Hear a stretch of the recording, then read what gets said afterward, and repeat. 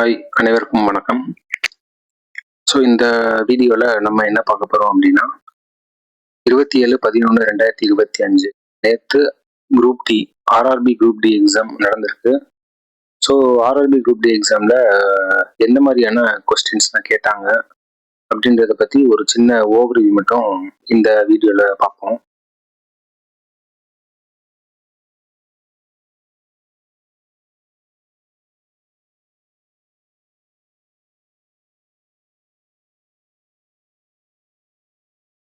So இது syllabus பார்த்தீங்க அப்படின்னா என்னென்ன இருக்கும் அப்படின்னா ஃபஸ்ட்டு மேக்ஸ் இருக்கும், அப்புறம் ரீசனிங் இருக்கும்,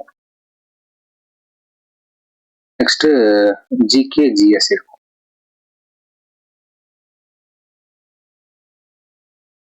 ஸோ இதுதான் அந்த 3 டாபிக். ஸோ ஒரு டாபிக்ல இருந்தும் எந்த மாதிரியான கொஸ்டின் கேட்டிருக்காங்க அப்படின்றத பார்க்கலாம். ஃபர்ஸ்ட் மேக்ஸ் எடுத்துப்போம். ஸோ மேக்ஸை பொறுத்த வரைக்கும் அர்த்தமெட்டிக் இருந்து பார்த்தீங்க அப்படின்னா அர்த்தமெட்டிக் பார்ட்ல இருந்து ஒரு 16ல இருந்து 17 சம்மும், அட்வான்ஸ் மேத்ஸ் டாபிக்ல இருந்து ஒரு 8ல இருந்து 9 சம்மும் கேட்டிருந்தாங்க. ஸோ அதோட ஸ்பிளிட் அப் வந்து பார்க்கலாம் இப்போ. ஸோ இந்த வீடியோவில் பார்த்தீங்க அப்படின்னா என்னென்ன கொஸ்டின்ஸ் கேட்டாங்க அப்படின்றது நம்ம பார்க்க போகிறதில்ல. எந்தெந்த டாபிக்ல இருந்து கொஸ்டின்ஸ் வந்தது அப்படின்றது நம்ம பார்க்கலாம். எந்தெந்த டாபிக்ல இருந்து வந்தது, ஸோ இதை பார்க்கறது மூலமா என்ன டாபிக்லாம் இம்பார்ட்டன்ட் அப்படின்றது தெரிஞ்சுக்கலாம், என்ன ட்ரெண்ட் அப்படின்றது தெரிஞ்சுக்கலாம். ஸோ இப்போ இந்த என்னென்ன டாபிக்ல இருந்து கொஸ்டின்ஸ் வந்தது அப்படின்னு தெரிஞ்சுக்கிட்டீங்க அப்படின்னா அடுத்து நீங்க எக்ஸாம் எழுத போறப்போ கொஞ்சம் இம்பார்ட்டன்டான டாபிக்கை இன்னும் கொஞ்சம் நல்லா ஃபோக்கஸ் பண்ணலாம். அது போக இன்னும் கொஞ்சம் அந்த முக்கியமான டாபிக்ஸை ப்ராக்டிஸ் பண்ணலாம். அப்புறம் மிஸ்டேக்ஸும் நீங்கள் காமன் மிஸ்டேக்ஸ் வர்றதையும் நீங்கள் அவாய்ட் பண்ணிக்கலாம். ஸோ ஓகே, இப்போ மேக்ஸில் என்னென்ன கொஸ்டின்ஸ் கேட்டாங்க அப்படின்றது, என்னென்ன டாபிக்ல இருந்து கொஸ்டின்ஸ் கேட்டாங்க அப்படின்றது பார்க்கலாம். ஸோ மேக்ஸ் பொறுத்த வரைக்கும் பார்த்தீங்கன்னா உங்களுக்கு வந்து ஈஸி டு மாடரேட்டாக இருந்திருக்கு அப்படின்னு சொல்கிறாங்க. ஸோ ஈஸி டு மாடரேட்டாக இருந்திருக்கு. இதில் பார்த்தீங்கன்னா ஃபர்ஸ்ட் வந்து நம்பர் சிஸ்டம் இருக்கு இல்லைங்களா. ஸோ நம்பர் சிஸ்டம்ல இருந்து பார்த்தீங்க அப்படின்னா ஒரு 2 to 3 கொஸ்டின்ஸ் கேட்டிருக்காங்க நம்பர் சிஸ்டம்ல இருந்து.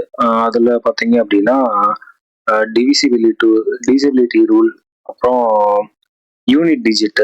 ஸோ இதுல இருந்து கொஸ்டின்ஸ் வந்து வந்திருக்கு, ஒரு 2-3 கொஸ்டின்ஸ் வந்திருக்கு. ஸோ நெக்ஸ்ட் பார்த்தீங்க அப்படின்னா சிம்பிளிஃபிகேஷன்ல இருந்து கேட்டிருக்காங்க. ஸோ சிம்பிளிஃபிகேஷன்ல இருந்து எல்லா டைமும் வந்து ரயில்வேல கொஸ்டின்ஸ் கண்டிப்பாக வரும். ஸோ சிம்பிளிஃபிகேஷன்ல பார்த்தீங்க அப்படின்னா போர்ட் மாஸ் ரூல்ஸ் வச்சு கேட்டிருப்பாங்க. அதில் பார்த்தீங்கன்னா அதில் ஒரு 2 கொஸ்டின்ஸ் கிட்ட வந்திருக்கு போர்ட் மாஸ் கொஸ்டின்ஸ்ல இருந்து. அப்புறம் பார்த்தீங்கன்னா time and work. So time and work பொறுத்த வரைக்கும் அதில் எஃபிசியன்சி பேஸ் பண்ணி கொஸ்டின்ஸ் கேட்டிருக்காங்க. அதில் பார்த்தீங்கன்னா ஒரு 2 கொஸ்டின்ஸ் கிட்ட கேட்டிருக்காங்க டைம் அண்ட் ஒர்க்கில். ஸோ நெக்ஸ்ட் பார்த்தீங்க அப்படின்னா simple interest, compound interest. So simple interest, compound இன்ட்ரெஸ்ட்லையும் ஒரு 2 கொஸ்டின்ஸ் கிட்ட வந்திருக்கு. இதில் என்ன அப்படின்னா நமக்கு வந்து கொஞ்சம் கால்குலேட்டிவா இருந்த மாதிரி சொல்றாங்க. ஸோ டெசிமல் ஆன்சர் வர்ற மாதிரி இருந்ததுதான். ஸோ கால்குலேஷனுக்கு கொஞ்சம் டைம் எடுத்துச்சு அப்படின்ற மாதிரி சொல்றாங்க. ஸோ நெக்ஸ்ட் பார்த்தீங்க அப்படின்னா ப்ராஃபிட் லாஸ். ஸோ ப்ராஃபிட் லாஸ்ல இருந்து ஒரு 2 கொஸ்டின்ஸ் வந்திருக்கு. ஸோ ப்ராஃபிட் லாஸ்ல இருந்து ஒரு 2 கொஸ்டின்ஸ். நெக்ஸ்ட் பார்த்தீங்க அப்படின்னா மென்சுரேஷன். ஸோ மென்சுரேஷன்ல இருந்து பார்த்தீங்க அப்படின்னா ஒரு 3 கொஸ்டின்ஸ் கிட்ட, சாரி,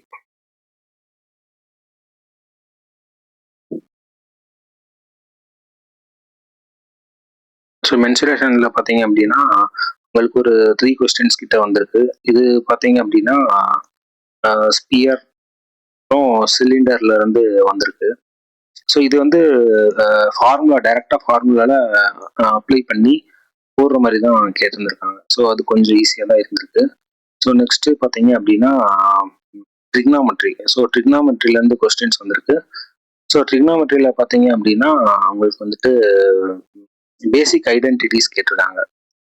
ஸோ பேசிக் ஐடென்டிட்டிஸ், அதுக்கப்புறம் வந்துட்டு வேல்யூ புட்டிங் அதை பற்றி கேட்டிருக்காங்க. அதாவது நம்ம வந்து வேல்யூ டைரக்டாக சப்ஸ்டியூட் பண்ணி அந்த ஆங்கிள் வேல்யூ கொடுத்துருப்பாங்க. ஸோ நீங்கள் ஆங்கிள் வேல்யூ சப்ஸ்டியூட் பண்ணி நியூமெரிக்கல் வேல்யூ கண்டுபிடிக்கிற மாதிரி இருக்கும்.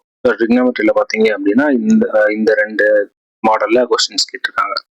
நெக்ஸ்ட் வந்துட்டு ஸ்டாட்டிஸ்டிக்ஸில் பார்த்தீங்க அப்படின்னா உங்களுக்கு வந்துட்டு ஒரு கொஸ்டின் வந்திருக்கு. ஸோ அது பார்த்தீங்கன்னா அது மீன் மோடு கண்டுபிடிப்போம்ல, ஸோ அது கேட்டிருந்திருக்காங்க. நெக்ஸ்ட் பார்த்தீங்கன்னா ரேஷியோ ப்ரொபோர்ஷன் பொறுத்த வரைக்கும் ஒரு கொஸ்டின் மட்டும் வந்திருக்கு. அப்புறம் பார்த்தீங்க அப்படின்னா அல்ஜிப்ரா.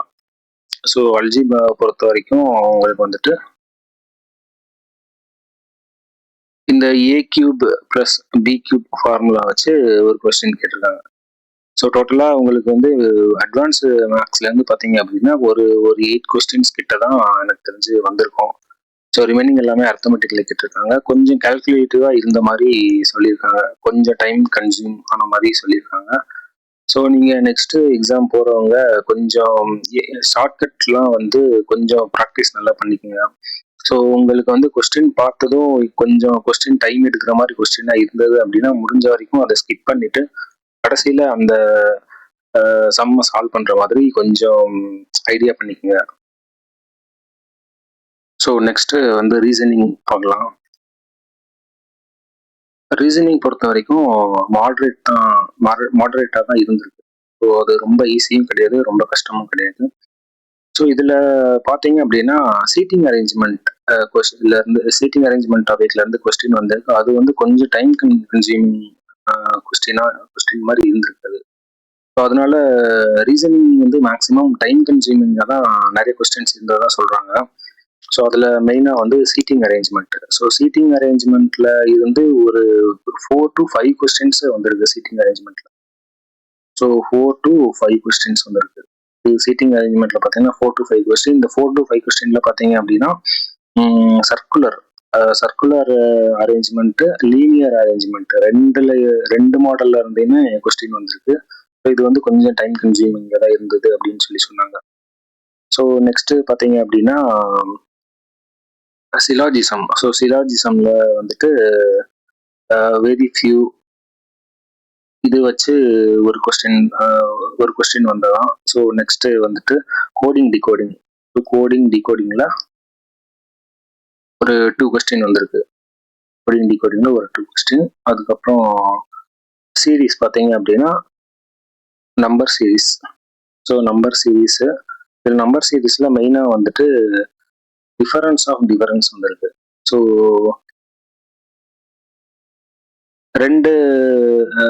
ரெண்டு சைக்கிள் போகும் பார்த்தீங்களா. ஸோ இந்த நம்பர்ஸ் இருக்கும். ஸோ இதுக்கு டிஃபரன்ஸ் பார்ப்போம். ஸோ இதுக்கும் டிஃபரன்ஸ் இருக்குங்களா.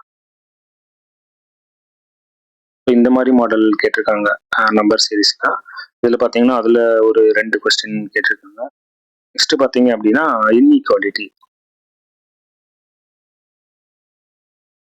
இன்இக்வாலிட்டியில் ஒரு 1 to 2 கொஸ்டின் வந்திருக்கு. நெக்ஸ்ட் வந்துட்டு டைரக்ஷன். ஸோ டைரக்ஷன்ல இருந்து ஒரு கொஸ்டின் மட்டும் வந்திருக்கு டைரக்ஷன். ஸோ நெக்ஸ்ட் பார்த்தீங்க அப்படின்னா அனாலஜியில் ஒரு 2 கொஸ்டின் வந்திருக்கு. Next statement assumption,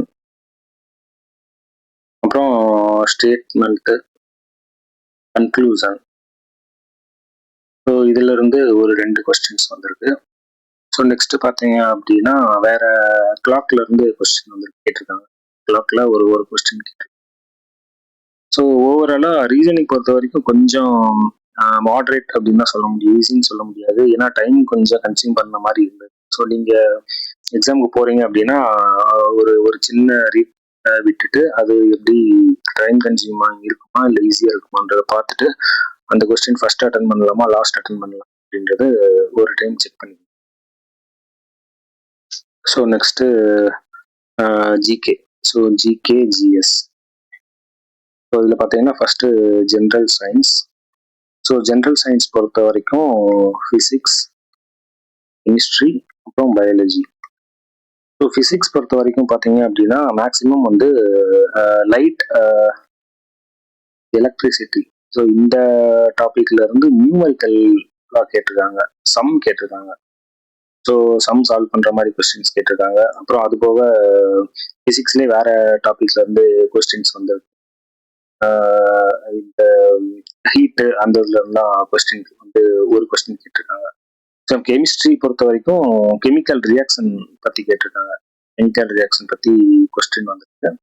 so biology பொறுத்த வரைக்கும் ஹியூமன் ஹியூமன் பாடி பத்தி, அப்புறம் விட்டமின்ஸ் பத்தி கேட்டிருக்காங்க.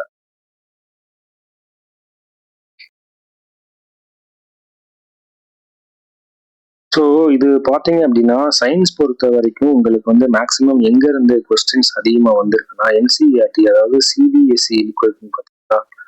ஸோ இதுல தான் வந்து கொஸ்டின்ஸ் மேக்ஸிமம் கவர் இருக்கு. அதுவும் 10th வரைக்கும் ஓகே. 11th 12th இருந்து கொஸ்டின்ஸ் வந்து அவ்வளோவா வரல.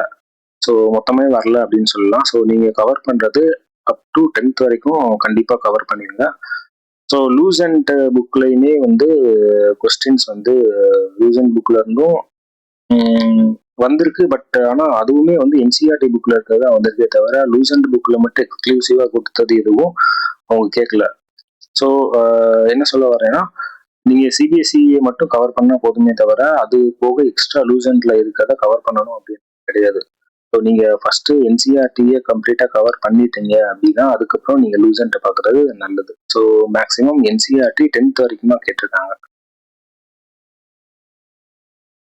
ஸோ நெக்ஸ்ட் வந்துட்டு ஜிகே பொறுத்த வரைக்கும் பார்த்தீங்க அப்படின்னா வழக்கம் போல பாலிட்டி, ஸோ ஹிஸ்ட்ரி அதுல இருந்தெல்லாம் வந்து கொஸ்டின்ஸ் வந்திருக்கு. ஸோ இதுல வந்து ஆர்டிகல்ஸ் பேஸ் பண்ணி கொஸ்டின் இருந்திருக்கு. இதுல இயர் பேஸ் பண்ணி கொஸ்டின் இருந்திருக்கு ஹிஸ்ட்ரியில. ஸோ இதுல மெயினா கவனிக்க வேண்டியது என்ன அப்படின்னா, கரண்ட் அஃபேர்ஸ் வந்து பாத்தீங்க அப்படின்னா ஒரு 6 to 7 கொஸ்டின்ஸ் கிட்ட கரண்ட் அஃபேர்ஸ் கேட்டிருக்காங்க. ஸோ 6 to 7 கொஸ்டின்றது கொஞ்சம் அதிகம் தான். ஸோ கரண்ட் அஃபேர் வந்து மெயினா இந்த 2025 ஏப்ரல், மே, ஜூன், ஜூலை, ஸோ இந்த 4 மாசத்தோட கரண்ட் அஃபேர்ஸ் அதிகமாக வந்திருக்கு. ஸோ நம்ம என்ன கவர் பண்ணணும் அப்படின்னா ஜான் 25 டு இப்போ நவம்பர் 25 வரைக்கும் கவர் பண்ணிடுறது நல்லது. முடிஞ்சா 24ல ஒரு லாஸ்ட் 6 month கவர் பண்ணிடுறது நல்லது. ஏன்னா நமக்கு தெரியல இந்த டைம் வந்து கரண்ட் அஃபேர்ஸ் வந்து அதிகமா கேட்கறாங்களா அப்படின்றது. இருந்தாலும் இந்த ஒரு 1.5 வருஷத்து கரண்ட் அஃபேர்ஸ் படிச்சு வச்சுக்கிறது கொஞ்சம் சேஃப். கரண்ட் அஃபேர் பொறுத்த வரைக்கும் ஸ்கீம்ஸ் மெயினா கேட்கறாங்க. ஸ்கீம்ஸ், அப்புறம் அப்பாயின்மெண்ட் கேட்டிருந்தாங்க. இது மாதிரி நீங்க டாபிக் வைஸா கொஞ்சம் ஷார்ட்கட் ஏதாச்சும் வச்சு கரண்ட் அஃபேர்ஸ் படிச்சு வச்சுக்கிறது நல்லது. ஸோ ஜிகே பொறுத்த வரைக்கும் உங்களுக்கு பார்த்தீங்க அப்படின்னா சயின்ஸ் வந்து கான்செப்ட்ஸோட கேட்டிருந்திருக்காங்க. ஸோ அது பார்த்தீங்கன்னா கொஞ்சம் மாடரேட்டு. அப்புறம் ஜிகே வந்து கரண்ட் அஃபேர் பேஸ்டாக கேட்டிருந்தாங்கன்னா அதுவும் கொஞ்சம் மாடரேட்டாக தான் இருந்திருக்கு. ரொம்ப ஈஸியெல்லாம் கிடையாது. ஓகேங்க. ஸோ இதெல்லாம் வச்சு பார்க்குறப்போ பார்த்தீங்க அப்படின்னா சேஃப் ஸ்கோர் அப்படின்றது எவ்வளோ இருக்கலாம் அப்படின்னா, சேஃப் ஸ்கோர் அப்படின்றது நீங்கள் ஒரு 65+ போட்டிருந்தீங்கன்னா ஆக்சுவலாக இது இரஸ்பெக்டிவ் ஆஃப் கேட்டகரி, நீங்கள் என்ன கேட்டகரி அப்படின்றது இல்லாமல் ஒரு 65 போட்டிருந்தீங்க அப்படின்னா, ஸோ நீங்கள் ஒரு 70+ வாங்கியிருந்தாங்கன்னா இது சேஃப் ஜோன்னே சொல்லலாம். 50+ இருந்ததுன்னா கேட்டகரி வைஸ் நான் சொல்லலை. ஸோ ஜென்ரல் அப்படின்னு கூட எடுத்துக்கலாம். ஜென்ரல் கேட்டகரிக்கு ஒரு 70 to 75 இருக்கலாம். ஸோ 70 to 75 மார்க் எடுத்துக்கிட்டா சேஃப் ஜோன் அப்படின்னு சொல்லலாம். So next OBC, SC, ST. So இது பார்த்தீங்கன்னா ஒரு -5 மார்க் அந்த மாதிரி -5. ஸோ இந்த மாதிரி குறைய வாய்ப்பு இருக்கு. இது நான் சொல்றது பார்த்தீங்க அப்படின்னா ரா மார்க்ஸ். நான் சொல்றது ரா மார்க்ஸ். ஸோ கொஸ்டினோட டிஃபிகல்ட்டியை பொறுத்து நார்மலைசேஷன் பண்ணுவாங்க. ஸோ நார்மலைசேஷன் வந்து ஒரு பெரிய இம்பார்ட்டண்ட்டான ஃபேக்டர். ஸோ நீங்கள் ரா மார்க்ஸ் வந்து இந்த அளவு வாங்கியிருந்தீங்கன்னா நீங்கள் நார்மலைசேஷன் வந்து உங்களோட கொஸ்டின் டஃப்பாக இருந்தது அப்படின்னா உங்களோட நார்மலைசேஷன் ஃபைனல் மார்க் பார்த்தீங்க அப்படின்னா கொஞ்சம் அதிகமாகும். ஸோ இதுவே உங்களோட கொஸ்டின் ஈஸியாக இருந்தது அப்படின்னா நார்மலைசேஷனில் கொஞ்சம் தான் மார்க்ஸ் வந்து அதிகமாகும். ஸோ நார்மலைசேஷன் தான் வந்து உங்களோட ஃபைனல் மார்க்கை டிசைட் பண்ணும். இருந்தாலும் ஓவராலாக ஒரு 70 to 75 இருந்ததுன்னா நல்ல சேஃபான ஒரு ஸ்கோர்.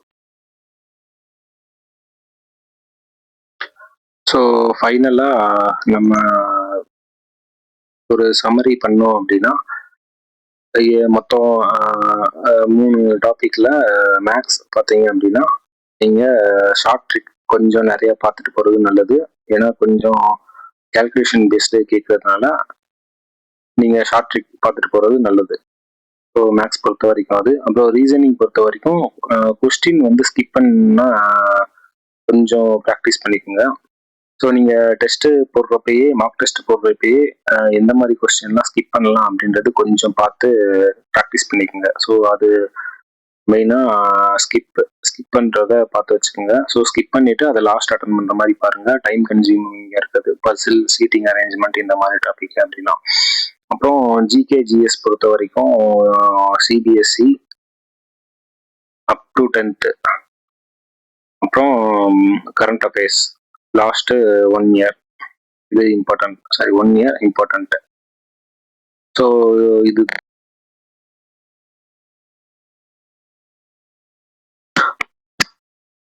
ஓகேங்க. எல்லாரும் எக்ஸாம் நல்லா ப்ரிப்பேர் பண்ணுங்க. All the best. தேங்க்யூ.